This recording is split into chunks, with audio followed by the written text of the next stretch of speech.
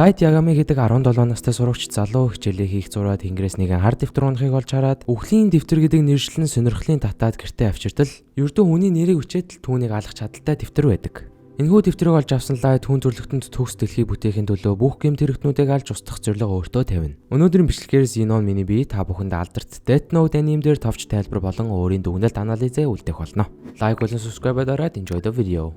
За тэгэхээр энэхүү аним маань яг эхэнд миний дурдсанчлан Light Yagami гэх царайлаг өндөр ухаантай ангитай толгой зөгтөг залуу Death Note буюу үхлийн дэвтрийг олоод санамсаргүй телевизээр гаргах гэмт хэрэгтэн галснаар эхэлнэ.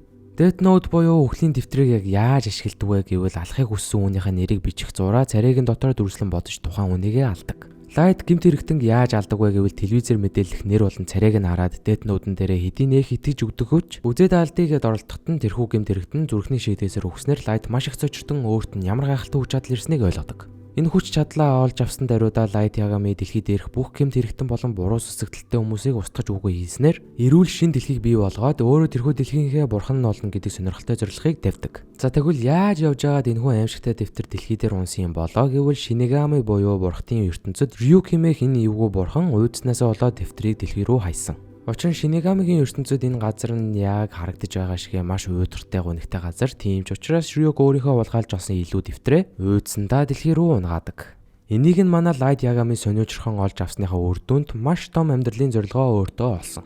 Light маань нэлээд нухацтай шулуухан хүн болохоор хичээлээ тарж ирээд гэрийнхэнтэйгээ мэдлжээ шууд өрөөндөө ороод гэмт хэрэгтнүүдийн нэрийг хууц дараалан санаа зовох зүйлгүй бичиж чаана.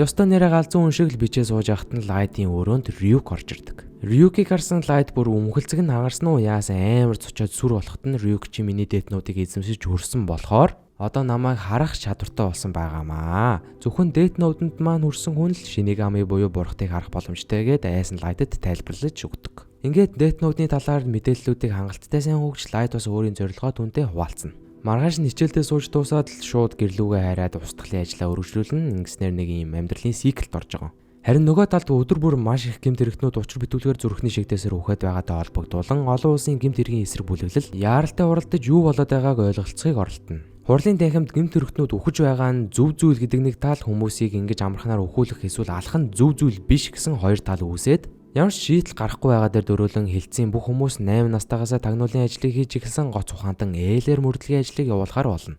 Ээл бол маш нууцлаг тагнуулж өгөөд түүний талаар хинч юу ч мэдэхгүй. Царайг нь арж исэн хүн байхгүй, хоолойг нь сонсч исэн хүн байхгүй. Ганц хүн байгаа. Тэр нь бол Ватари. За энэ хилцээхэн ээлийг ажилуулах уу яах уу гэж шийдчихсэн чинь айл үжээ энэхүү асуудал дээр ээл маань ажиллаад эхэлсэн байдаг бөгөөд хүн бүрийг өөртөө сайн гэгч нь хамтар ажиллахыг хүснэ. Харин Light өрөөндөө үхлийн дэвтрээ хамгаалж хэрвээ шүүгээг нь буруу онгойлгохвол дэвтрийг нь мөн гэрийг нь тэр чигтэн шатаах комбинацтай өөрөх бэлдсэн байна. Бас Light жирийн иргэдэг биш гэмт хэрэгтнүүдийг устгаж байгаа нь олон нийтэд нэлээд таалагдаж хүмүүс түүнийг хэн болохыг мэдэхгүй ч Kira буюу алуурчин гэдэг хож өгнө. Энэ мөчөөр нь телевизээр гинтийн шуурхай нэвтрүүлэг явж Lindale Taylor гэдэг залуу гарч ирээд сайн байсаа уу намайг ээл гэдэг бөгөөд би одоогийн үйл мэдэгдэх байдлаар гэмт хэрэгтнүүдийг өгөж байгаа хэрэг дээр ажиллаж буй нэгэн байна. За тэгээд би энэ Kira гэгчийг барьж авч хариуцлага заавал тооцоолно гэхтэн Light тэр дээрүүд нь нэр болон царайгаа харуулсныг нь ашиглаад түүнийг алдаг. Тэгсэн чинь энэ шуурхай дамжуулалт нь яг үндэ өөрөх болж таардаг. Тагнуулж ээл болохоро гэмт хэрэгтнүүд зөвхөн Японы үндсэн цаг буюу JST-гээр үхэж байсан, бас Японы сувгуудаар цацагдсан гэмт хэрэгтнүүд ламиа алдсан, бас хичээлийн цагуудаар эсвэл шөнө орой үдэж аллах гараагүйтэй холбогдуулан Япон улсын Канто бүсэд Kira амьдрал суудгийг тэр дорн энэ шууд дамжуулалтаараа олоод мэднэ. Ээл өөртөө ижил нэртэй байж болох үс гэмт хэрэгтэн альбаар нэвтрүүлэгт оруулж Light-д бэлдсэн өрхөнд Light өөрийн мэдлгүй бүдэрсэн байна. Ингээд Light ээл хоёр бие биенээ заавал буулгаж авах ширүүн өрсөлдөөн эхэлдэг. Ээлийн чин үнэн зорилго нь болохоор Kira-г барих, бурууг нь зогсоох, нууцыг нь тайлах. Харин Light-ийн бодлоор хүчтэй хүн ёсыг тогтоож бурууг устгах ёстой болохоор шин дэлхий бүтээх жагаа. Ийм учраас ээл болон Light хоёрт өндөрлөгийн ширүүхэн дулаан өрнө. Хоёулаа л ёстой өндөр IQ, EQ ухаантай залуус. За ингээ ээл маань мөрдөн байцаалдаа явуулж мөрдөг багийнхантайгаа Light-ыг ахлах сургуулийн сурагч гэдгийг нь хүн алж буй цагаар нь таамаглан гаргаад ирнэ. Энэ таамаглаж олсон мэдээллийг нь Light тэр даруйд нь бас мэдээд авчдаг. Яаж вэ гэвэл Light-ийн аав буюу Yagami Soujiro Японы цагдаагийн газрын дарга бөгөөд бүх мэдээлэл нь түүнд байгаа болохоор ээл болон цагдаа нарын судалгааны ажлыг Light нууцаар тагнуулдан өөрийгөө сэрэмжлүүлж чадаад байна. Death Note нь хүний царай болон нэрийг мэдэж алхахаас гадна хизээ хаана ямар шалтгаанаар алхаа шийдэж болдгийг нь Light-д маш том давуу тал болоод Light хичээлдээ явах зураа хүмүүсийн үхлийг нь аль үжээ төлөвлөөд бичснээр ээлийн мөрдөн байцаалтыг сатааруулна. Ингээд гэртээ харих замд нь Ryuk Light-ыг хэн нэгэн дагаад байгааг анзааран анхааруулаад хэлээд өгчдөг. Үүнээр нь Light үндэслээд маш болгоомжтой анхааралтай явж эхэлнэ. Бас энэ бүхний хажуугаар Ryuk Light-д маань шинэ мэдээлэл өгдөг. Ямар мэдээлэл вэ гэхээр Shinigami буюу өвхлийн бурхад Death Note-ороо дамжуулан хүний насыг хүмүүсээс авч өөрсдөө нэмэх маягаар амьдардаг. Ерөнхийдөө хүмүүсийг үхүүлснээр амьдрах ёстой байсан хугацааг нь тэд нар авдаг гэсэн үг. Мөн Death Note-ийн эзэмшигч болсон хүн өвхлийн бурхтаас Shinigami Eyes буюу өөрийн амьдралын хагасыг өгөөд хариуд нь хүмүүсийн царайг л харахад нэр болон хэр удаан амьдрах жилийг нь харах хүчийг олж авах боломжтой. Ryuk болохоор Light-ийн амьдрах ёстой амьдралын талыг нь Shinigami Eyes-аар солих уу гэж асуув. Хэрвээ энэ хүч чадлыг Light авах юм бол уулзсан хүн бүрийнхээ нэрийг толгойн дээрээс нь хардаг болно. Хэрвээ ийм болчих юм бол Light-ыг хэн ч зогсоож чадахгүй зэ. Дааж манай Light өөрийн амьдралаа багасгахыг хүсдэг болохоор Shinigami-тай энэ тохиролцоог хийдэггүй. Харин оронд нь Light Death Note-ыг ашиглаж болох хязгаарыг шалгаад алхахыг хүссэн хүмүүсээ алхахаас өмнө зураг зурулах гэх мэтчлэн сонин зүйлсийг турш үзүүлсэн мөрдөн байцаагч нарыг нэлээд дөөрөлдүүлээд дамжина. Дараагаар нь Light өөрийг нь дагаад байгаа мөрдөгчийг устгах зорилгоор ангийнхаа нэг охиндоо болзоонд явахаар шийдэж автобусанд сууна. Дөөнийг мөрдөж буй мөрдөгч Joestar нь автобусны дараагийн буудал дээр нэгэн гэмт хэрэгтэн орж ирээд автобусыг хүчээр сүрдүүлэн дээрэмдээд буу тулгахт нь Light дагуулж ирсэн охиндоо би урагшаа гараад энэ гэмт хэрэгтэн зогсоох болно гэдэг цаасыг үзүүлэнгээ албаар мөрдөгчд ч бас харуулна. Мөрдөгч битсэн зүйлийг нь уншаад дэмийг санал болгоход Light би чамд яагаад итгэх ёстой юм гэж сүрдүүлээд FBI-ийн бичиг баримтыг нь хараад нэрийг нь бас давхар нөдлээд авна. Light-ийн дараагийн нүүдэл бол хулгайчид Death Note-ийн цаасны нэгэн хэсгээс бариулаад хулгайчид Ryuk-ийг харуулна. Ryuk гэх аимшигтай амьд биднийг харсан хулгайч айн сандраад ийш тийшээ буугараа галнэ золгүй явдлаас олж ухна. Энэ бүх үйл явцад FBI-ийн тагнуулж анхаарал татахыг хүсдэггүй учраас эмээрхэн үйл явдал болсон газараас яваад өгнө. Гэтэ мэдээж энэ бүгд Light-ийн төлөвлөгөө байсан бөгөөд Death Note-н дээр хулгайчийг төлөвлөж зоож өгсөн цагт нь автобусанд суух бас золгүй явдлаар өхүүлэх боломжтойг нь баталж өгөөд дээрээс нь Light-ыг дагаад исэн тагнуулчийн нэрийг мэдхэд тусалж өгөөд бүх юм түүний хүслээр болдог. Тагнуулч маань энэ болсон явдлууд дээр үндэслээд Light-ыг Kira биш гэж дүгнэдэг. Энийгээ сүйт төсгөдөө хэлэхэд сүйт төсгөө жоохон эргэлзээд итгэж өгдөггүй учраас сүйт төсгөнөртөл өмнө нь FBI-ийн мөрдөгч байсан.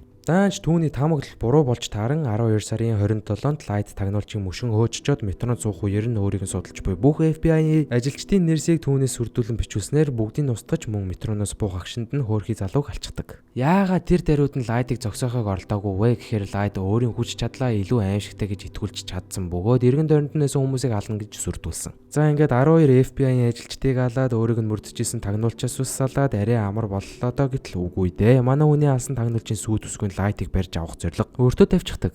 FBI ажилчид Кираг Японы хил дотроо үйлдэл хийж байгаа бас хэтэрхий аюул өндөртөөгөөс гадна үр дүн гарахгүй хэмээх шалтгаанаар мөрдөн байцаалтаа цуцалдаг. Ингээд олон улсын мөрдөн байцаагч нар нэг нэгээрээ энэхүү хэрэгүүдээс татгалзсан зарим нэгэн ажилчид ч бас ажлыг татгалцснаар ээл нэлийн хүндхэн байдалд ордог. За ингээд Light маань ялтыг авч удаа гэж бодсон үгүй ээ. Хүнд байдалд орсон ээл маань байдлыг гартаа аван мөрдөн байцаалтыг үргэлжлүүлэх хүсэлтэй байгаа сүүлийн даван хүнтэй өөрийн биеэр уулзаж өөрийгөө анх удаа бусдын нүдэнд гаргадаг.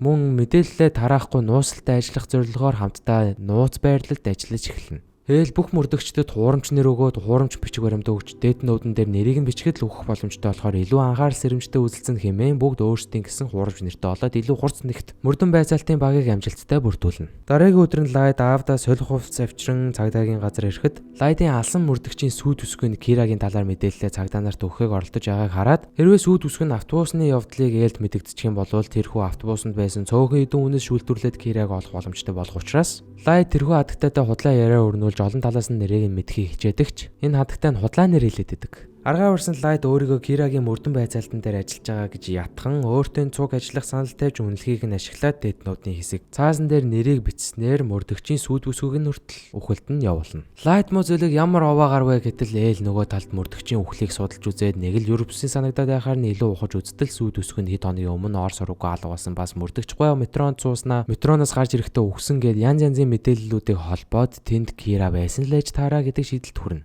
Үүнийхээ дараа шууд Soujiro Yagami буюу Light-ийн аавын гэрт тагнуулын камернууд тавьж мөрдөн байцаалт хийнэ гэж шийддэг. Ахлагчийн гэрт нь хаа сайгүй камер байрлуулна гэдэг санаа нь яаж ч жодсон хүний эрхэнд маш ихээр халтна. Гэсэн хэдий ч ахлагч Yagami шаардлагыг нь зөвшөөрж миний хүү болон гэр бүлийн гишүүдийг маань Kira биш гэж баталж байвал би хийхэд бэлэн байна гэдэг. Ээл FBI мөрдөгчийн үхэлтэй холбогдуулан Light-ийг Kira хэмээн тооцоолж шийдвэрийг гаргасан нь гарцаагүй. Ингээд Light маань гэртээ ирэхэд хаалган дээрээ тавьсан өрх нь хөдөлсөн болохыг анзаарна. Ryuk буюу өвхлийн бурхан алимд маш их дуртай. Энийг нь Light ашиглаад хэрвээ гэрт байгаа бүх камернуудыг олж илрүүлээд надад мэдээлэх юм бол алим өгөөгээд хаана камерны төхөөрөмжүүд суйрлуулсан болсон болохыг олж авна. Ээл анхааралтай гэгч нь түүнийг үзээ суухад Light төмстэй чипс аваад дотор нь жижигхэн LCD телевиз болон Death Note-ийн хэсгийг байрлуулснаар баруун гараараа хичээлхийн зүүн гараараа Death Note-н дээр хүн алдаг. Энэ үйлдэл нь камер дээр зүгээр сайхан чипс идээд хичээлээ хийж буй дүр зургийг харуулдаг. Маргааш нь тэр доор нь Light чипстэй телевизээ хаяад бүрэн устгалд орох хүртэл нууцтай шалган зогсдог. Ээл маань хангалттай нотлохоо олоогүй болохоор камернуудыг ямартайч буцаадаг. За энэ үйл явдлуудын дараа Ээл болон Light хоёулаа их сургуульд орох шалгалтаа өгцгөөдөг. 3 сарын дараа манай хоёр сургуулийн шалгалтын хамгийн өндөр оноонуудыг авсан болохоор хамтдаа нэгдүгээр курсийнхэнд үг үргээ танхимд буцаан суух үед Ээл Light-д маань хандаад би бол Ээл гэж өөрийгөө илчилнэ. Light нилээдгүй сочирдоод хүнд байдалд ордогч 50 байдлаа хадгалан тэдний өрсөлдөөн улам ширүүсэж эхэлнэ. Death Note-ыг үзээ сууж байхдаа би дотроо ямартайч хоёр зүйлсийг ойлгож авсан. Тэр нь юу юм бэ гэвэл Light маань хэдий нэлээд ухаантай гоц дүр байж болох ч гэсэн гол зорилго болох гим нүгэлтнүүдийг алж төгс ертөнцийг бүтээнэ гэж байгаа нь ямар ч талаас харсан буруу. Бидний амьдралд ёс суртахуун гэдэг зүйл заавал байх ёстой. Light болохоор өөрөө нэг тийм God complex буюу бурхны комплекстэй. Энэ нь юу гэсэн үг юм бэ гэхээр хүн өөрийн чадвар мэдлэг шийдвэрээ асар их хүнлээд бараг төгс гэж үзэх сэтгэл зүйн хэв шинж. Энэ тэгээ сэтгцийн эмэг энтер бол биш харин эсрэгээр аюултай зан төлөв. Тэгэд энэ зорилгоо ёс суртахуун сайнны төлөө гэж харахаа болоод миний угаасаа зөв аюул саадууд л миний урд байна. Эднэрийн учрыг нь би тайлах ёстой гэдэг нэг ёсондоо галзуур яваад байгаа. Харин хэдүүлээ харах өнцгөө Ээл рүү шилжүүлэх юм бол Ээл ямар нэгэн сайн муу гэсэн талыг баярахгүй миний зөв ч хийж болно эсвэл миний буруу ч хийж болно гэж харж байгаа. За тэгэхээр дүгнэлтээр Light бол өөрийгөө төгс хүн гэж ойлгодог. Ээл бол өөрийгөө хизээч төгс гэж үздэггүй үндэс суурь баримтантай тулгуурласан залуу. За ийм л хоёр зүйл бодогдсон доо. Тэгээд Death Note анимыг би өөрөө бүр зорж үзснээс хойш миний хамгийн дуртай аним болон хувирсан байгаа. Илүү хурдан үзэх хүсвэл мэдээж лайк болон subscribe дараад төвчээр түлээж байгаарай.